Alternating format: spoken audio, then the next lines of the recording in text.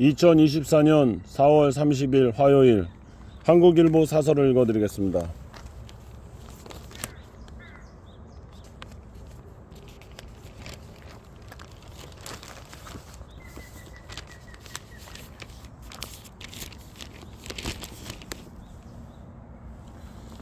서로 할 말만 한 윤이, 협치 불치는 살려라.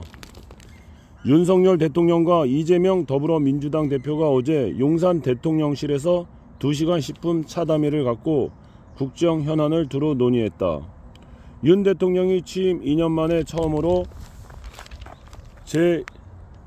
제1야당 대표와 국정을 논의하면서 협치, 소통의 첫발을 뗐다는 사실을 환영할 일이지만 구체적 합의사항이 없다는 점은 매우 아쉽다.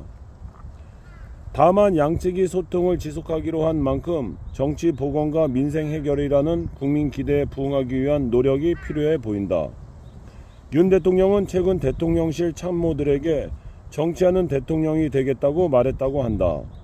이 같은 변화는 이 대표를 국정 파트너로 인정할 것으로부터 시작한다.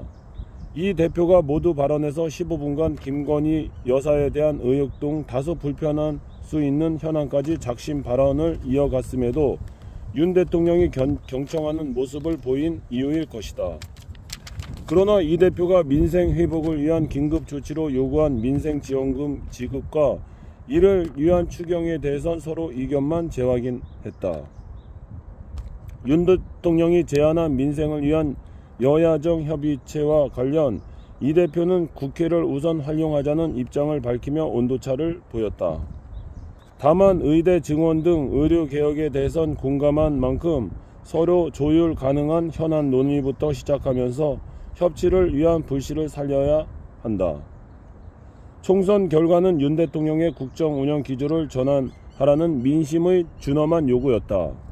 이 대표가 이태원 참사 특별법과 특검법 등에 대한 거부권 행사의 유감 표명 및 향후 국회 결정에 대한 존중을 요청한 배경이다.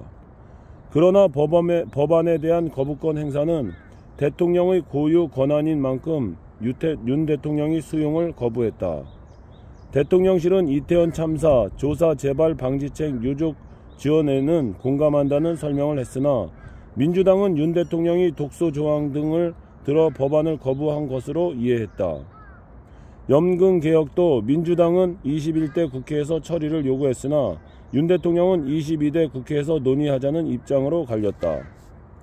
대통령실은 회담 이후 야당과의 소통에 나서겠다는 데 의미를 부여한 반면 민주당은 기대한 만큼 대통령의 국정 기조 변화 의지를 찾아볼 수 없다고 했다.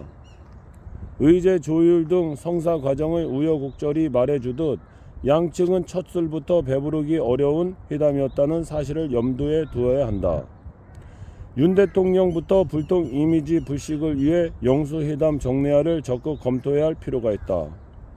남은 임기 3년간 여소야대 구도하에 거대 양당의 협조는 국정 운영에 필수적이다. 자주 만나야 야당과 신뢰를 쌓이는 법이다.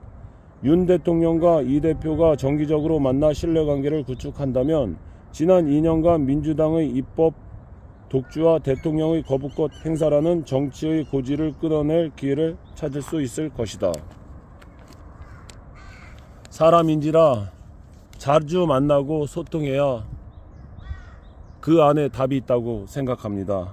남녀노소 지위 막론을 불구하고도 이거는 마찬가지인 것 같습니다.